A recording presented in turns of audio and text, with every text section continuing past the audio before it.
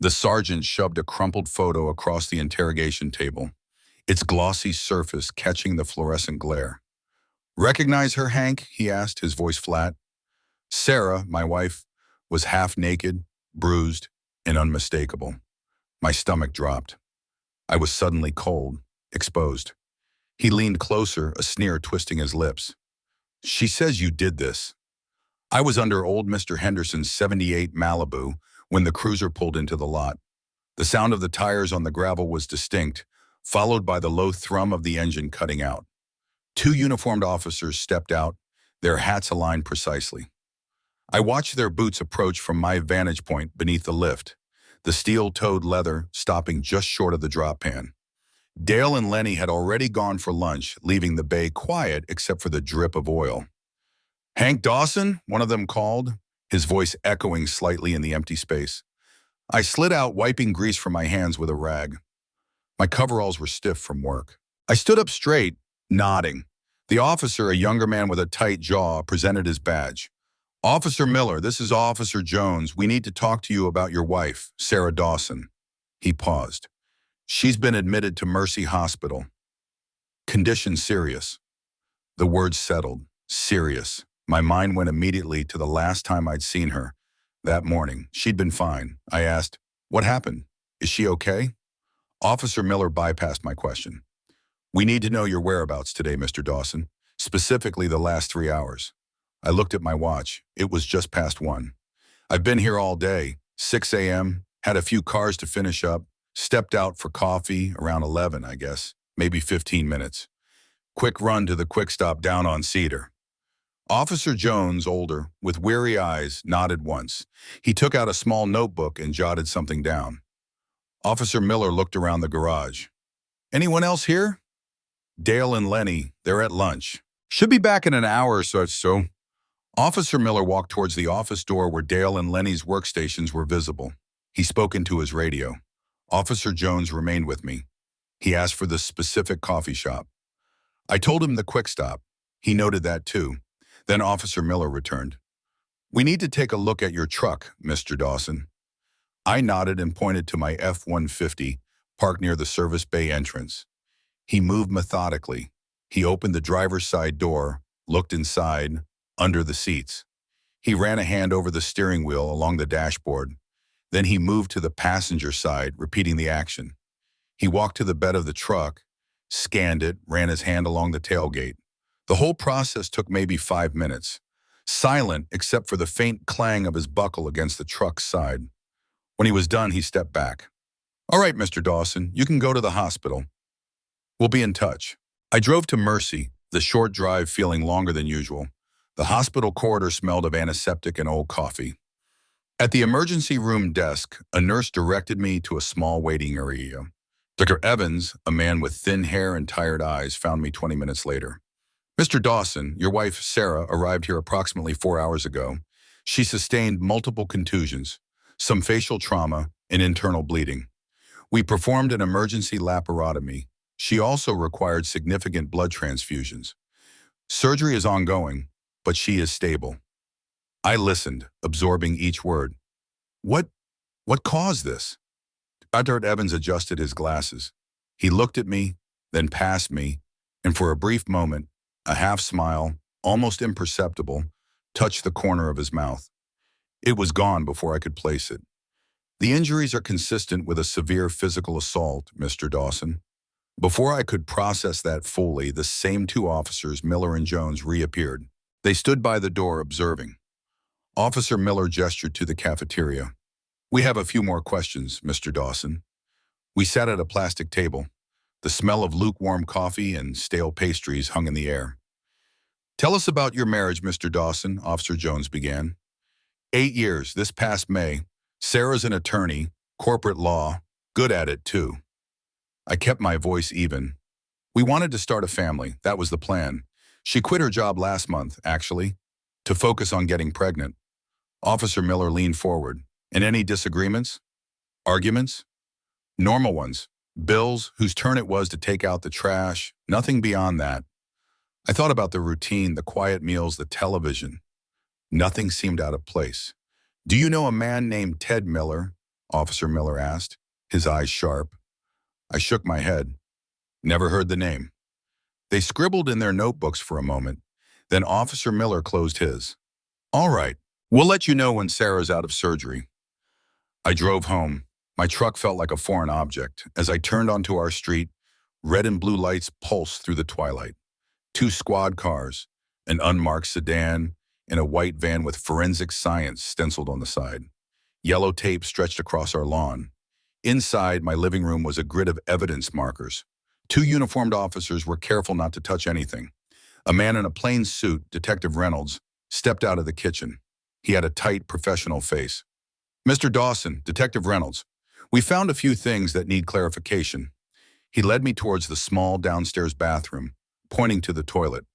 There were a few drops of blood here, not much, but it's there and it matches Sarah's type. I looked at the porcelain, the faint reddish-brown flecks against the white. I don't know anything about that. I haven't been down here today. Reynolds fixed his gaze on me.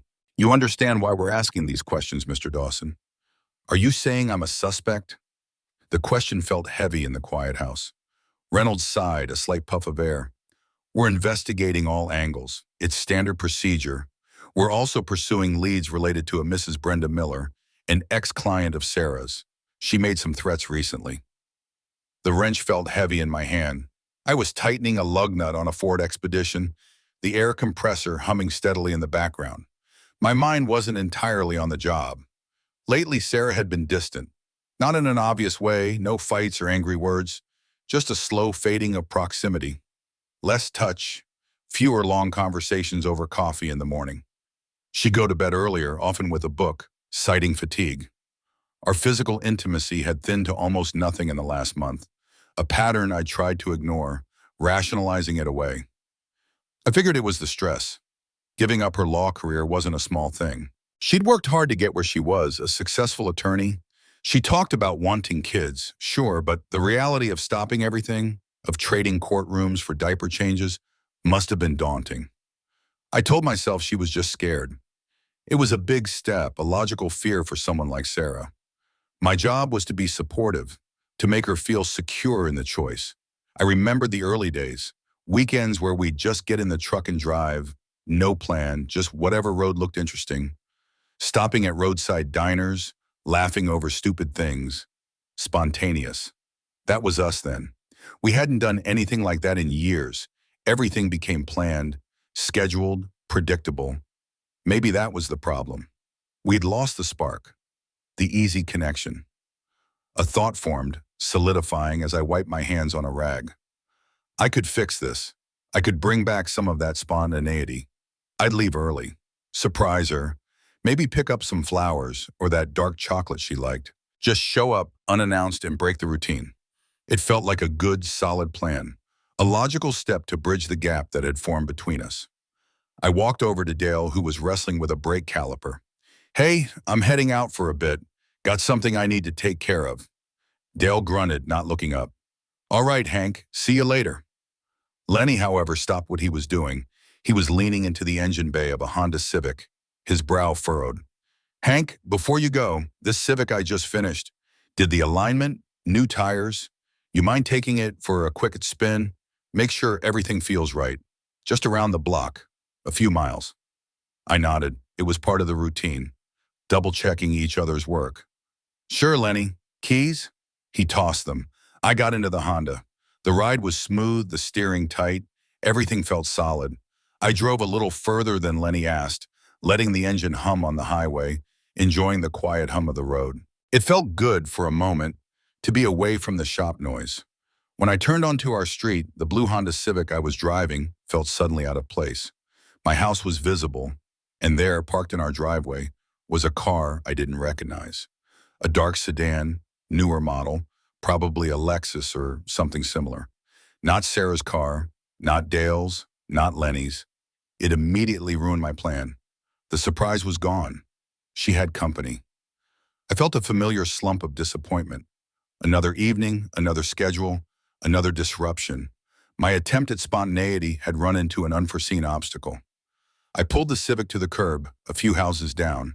My intention was to go in, acknowledge the guest, and subtly make it clear I was home. Maybe the friend would take the hint and leave, letting Sarah and me have our evening. I got out of the car, jingling my keys, walking towards the house. The front door was unlocked, which was unusual. Sarah was usually meticulous about locking up. I pushed the door open, stepping into the quiet entry hall. The house was still, then not. From upstairs, I heard it. A distinct sound, not conversation, not laughter, something else. A rhythmic creak of the bed frame, followed by a soft, muffled sound, then another, and another. The sounds were unmistakable, layered, coming from our bedroom. Sounds of intimate activity, sounds of what could only be described as joyous affinity. The air left my lungs in a rush. My marriage, 8 years, it was over. The conclusion was instantaneous, absolute. It wasn't a question, but a cold, hard fact. The evidence was auditory, undeniable. My right hand, without conscious thought, went to my pocket, pulling out my phone. It was an automatic reaction, a habit. For years, I'd been recording client cars, taking pictures of the odometer, documenting repairs for liability. Evidence. My thumb found the camera app, then switched to video. The screen glowed in the dim hall. My heart began to pound, a heavy drumbeat against my ribs. I moved slowly, deliberately towards the stairs. Each step was a measured act of will. The sounds grew louder, more distinct, as I ascended. I stopped at the bedroom door. It was slightly ajar. I held my phone up, extending my arm, pointing the lens into the crack, just enough to capture the angle. What I heard, what the phone recorded, confirmed it. Sarah. And a man. Not me. A sudden, violent surge of energy shot through me. My fists clenched. My jaw tightened. I wanted to break the door, to rip it off its hinges, to confront the source of the sounds directly. But I didn't move. I forced myself to stand still, to suppress the urge. The rational part of my mind, the one that dealt with broken engines and calculated torque, took over. What was the logical next step? What did I need to do? My legs gave out. I sank slowly to the carpet outside the door, the cold, rough fibers pressing into my knees. The phone still recorded, pointed at the sliver of the room. My chest felt hollowed out, utterly devastated. The sounds continued, peaking, then fading. The rhythm slowed, then stopped. Then conversation started. Soft voices, Sarah's laugh. That was almost worse. The intimacy, the betrayal was now spoken, shared between them. The carpet was scratchy against my cheek. The sounds from the bedroom continued, though softer now. My mind, usually a clean, efficient mechanism for diagnosing engine problems, was a tangle of raw emotion. But a deeper, colder part of me asserted itself. I had to think. If I reacted emotionally, violently, one of two outcomes was likely. I'd be in prison, and the man inside would be in a hospital. Neither was acceptable. This situation required a different approach. Calculated. Logical. I forced my limbs to move. Quietly I stood, my knees aching. I descended the stairs, each step deliberate, placing my weight carefully to avoid any creak. I didn't want them to know I was there. Not yet. I reached the living room, a space that now felt alien, and slumped onto the sofa. The worn fabric offered no comfort. I needed to distance myself, mentally, from the raw betrayal, to think clearly. My mind cleared, a cold, focused clarity emerging from the emotional fog. The objective was simple. Get him out. Get her out. No physical evidence left behind. No witnesses to a struggle. No trial. Just a clean, undeniable exit. I remembered something from my Army Reserve days. A device, a flashbang, a stun grenade. They were used for hostage rescue, for disorienting subjects without causing lethal injury. I had one, a souvenir kept in a dusty box in my workshop, a piece of harmless, non-explosive, inert training equipment, a prop from a scenario exercise years ago. It had been designed to simulate the real thing. It was perfect. I moved to the workshop in the garage, the familiar scent of oil and metal, a momentary anchor. The box was on a high shelf under a canvas drop cloth. I pulled it down. The device was cylindrical, heavy in my hand, made of composite materials, not metal. It was a training aid, but the effect it simulated was real. It produced a blinding flash of 8 million candelas and a concussive sound exceeding 170 decibels, enough to temporarily incapacitate, to disorient completely. No shrapnel, no fire, just light and noise. Minimal physical damage. Maximum shock. A new emotion, cold and precise, began to form in me. Not anger, not sadness, but a refined surgical hatred. This wasn't about rage. This was about consequences. I needed to ensure the device didn't cause any damage to the house itself. No char marks, no structural issues. I picked up a small coil of thin rope from my toolbox, the kind I used for securing loads. I found a tube of quick-drying epoxy. A short piece of rope, a careful application of glue, and within minutes a small loop was attached securely to the base of the device. This would allow me to throw it without it rolling too far, to control its placement. I tiptoed back towards the stairs. As I approached, the renewed sounds of intimacy drifted down. More rhythmic creaks, soft moans, men's moans. The need for secrecy was now irrelevant. They were past caring about my presence. They were consumed. I glanced down. My phone lay where I dropped it on the carpet. I picked it up, the screen still faintly glowing. The video was still recording. I paused it, then slid it into my pocket. I walked slowly up the stairs. The door was still slightly ajar. I pushed it open a fraction more, just enough to see a sliver of the room. Sarah was there, just as I'd imagined, satisfying her lover. A second round. The details were clinical, almost detached. My focus was on the geometry of the room, the trajectory of the device. My mind clicked into rehearsal mode. I would pull the pin, throw the device into the center of the room. The flash and bang would disorient them. They would be naked, vulnerable.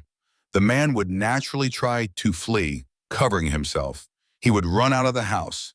Sarah would be next. I would ensure they exited without touching anything, without leaving behind anything incriminating. My actions would be swift, precise, and without hesitation. Each step was now mapped out, a sequence of movements designed for maximum impact and minimal evidence.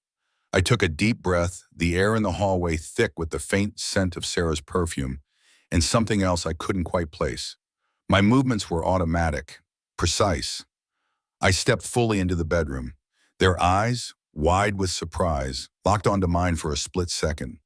There was no time for them to react, no time for words. The light fixture above the bed had a small, decorative hook on its underside meant for hanging a canopy. It was exactly what I needed. With a practiced motion, I swung the stun device and looped the rope, expertly catching the hook. The device hung suspended, just above their heads, like a strange metallic fruit.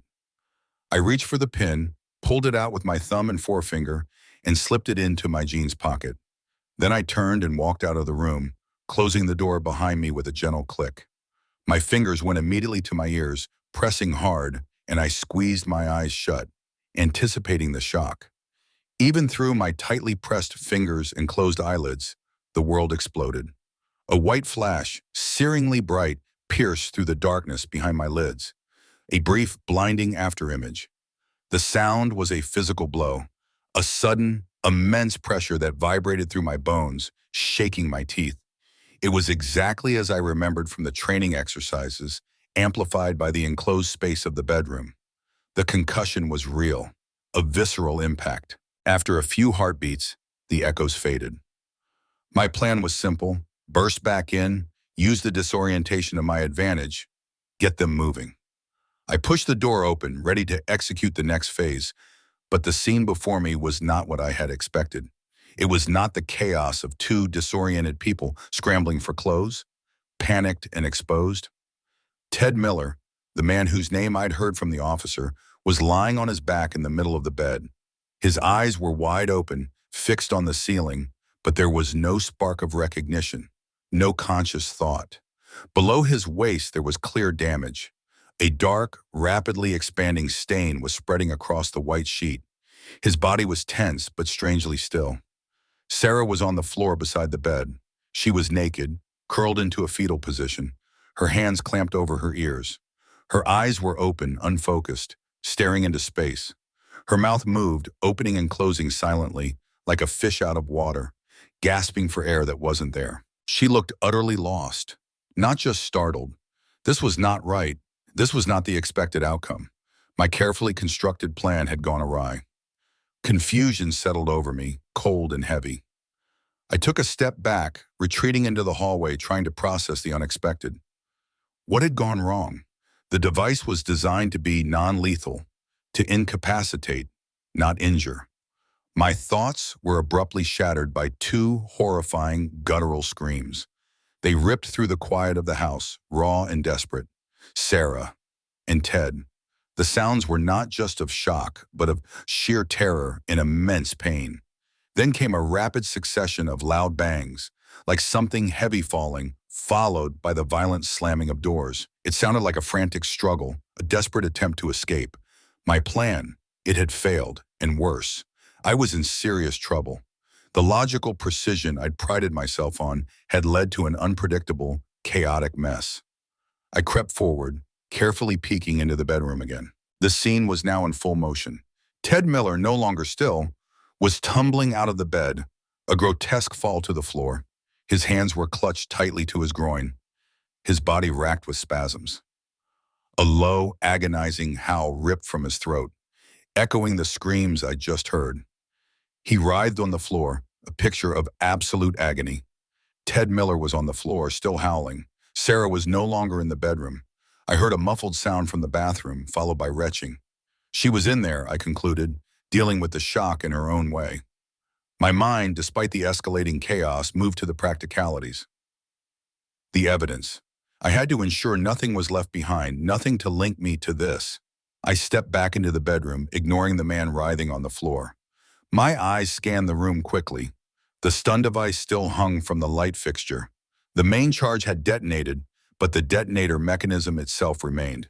I reached up, unhooked the device, and then detached the small plastic detonator cap. I added it to the rope loop I'd already secured to the device. Everything else, I reasoned, would have been pulverized or vaporized by the flash and sound. It was clean. I moved towards the bathroom door. The retching sounds continued, punctuated by gasps. I pushed the door open.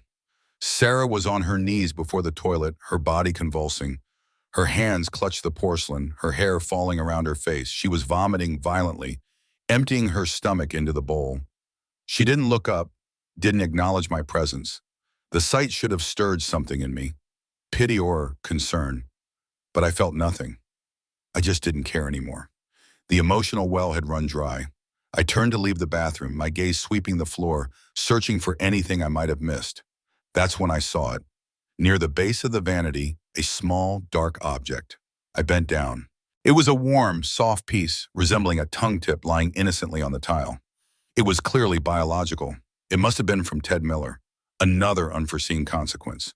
I picked it up, feeling its strange texture. I walked to the first floor toilet, opened the lid, and dropped it in. A quick flush. They wouldn't be able to reattach it, I thought.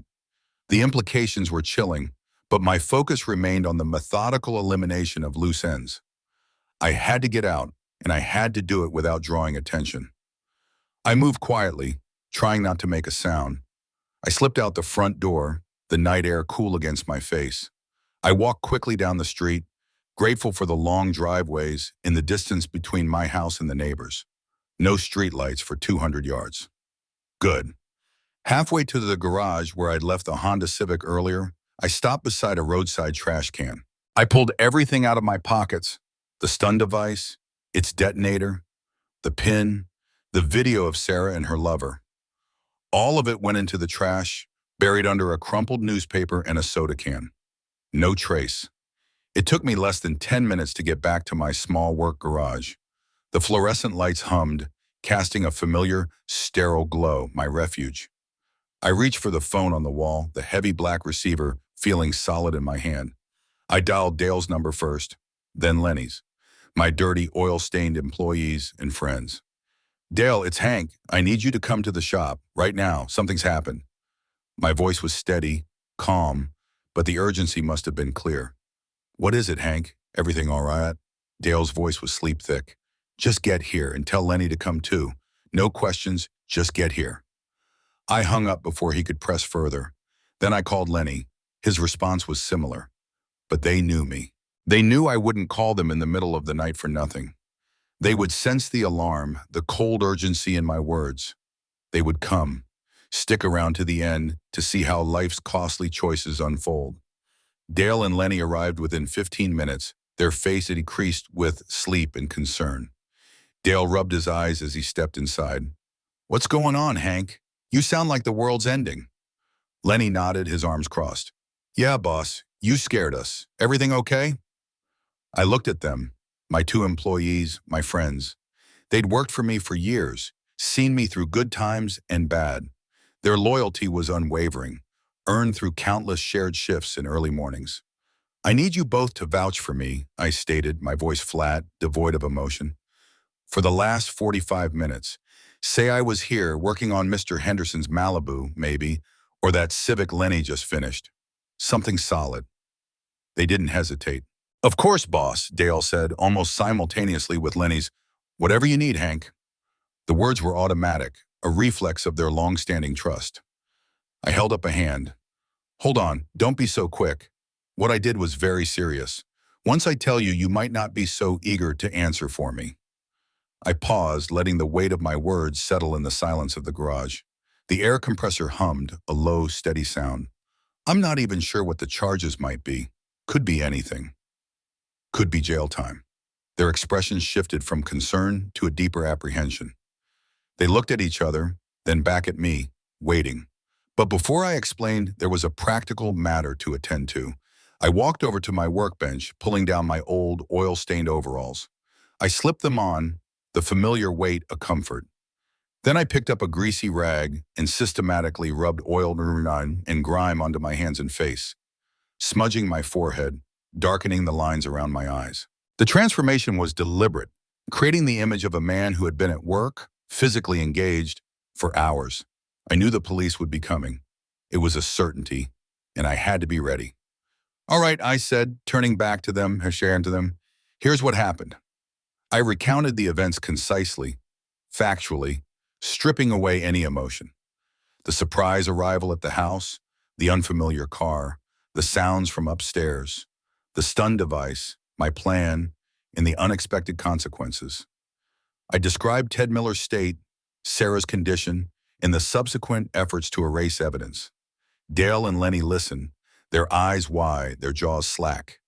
Their faces, usually expressive, were now blank masks of disbelief. Dale was the first one to crack.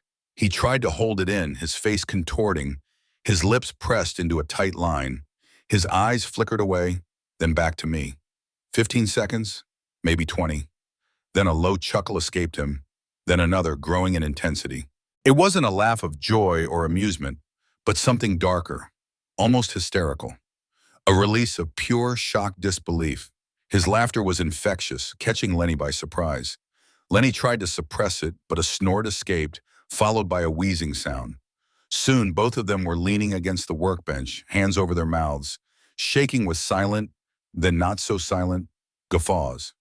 And then, despite myself, a deep, rumbling laugh rose from my own chest. It was cold, sharp, and entirely unsettling. A sound born of moral tension and grim absurdity. We were hooting uncontrollably in the quiet, empty garage, the sound echoing off the concrete walls. It took a full 5 minutes before we regained any semblance of composure. Our faces were streaked with tears from the laughter, and a strange, almost manic energy filled the space. The shared dark laughter had sealed something between us. A new kind of bond, forged in complicity and the shared understanding of a boundary crossed. My alibi was secured, a logical, practical step in my survival. The immediate threat, the chaos I'd created, was now contained, compartmentalized. The moral consequences of my actions, however grim, were met with this unsettling, cold humor. Life, I knew, had just become far more complicated, a long road ahead paved with legal challenges and personal fallout. The raw, unflinching reality of it all, observed through the stark lens of a Midwestern night, was just beginning to unfold. The aftermath of Sarah's betrayal settled over Hank's life with a quiet, persistent weight. The shared, dark laughter in the garage that night solidified an unbreakable, yet unsettling bond with Dale and Lenny. Their complicity wasn't one of friendship, but of necessity, binding them to a secret that would subtly reshape their every interaction. Hank secured his alibi, a logical piece in the puzzle of survival, yet the price for that survival was a complete overhaul of his existence. His marriage was irrevocably shattered, not just by infidelity, but by the extreme and unforeseen consequences of his reaction. The physical evidence was gone, but the psychological scars remained, deep and unyielding. Ted Miller's injuries, Sarah's trauma, and Hank's own calculated actions would haunt their separate futures.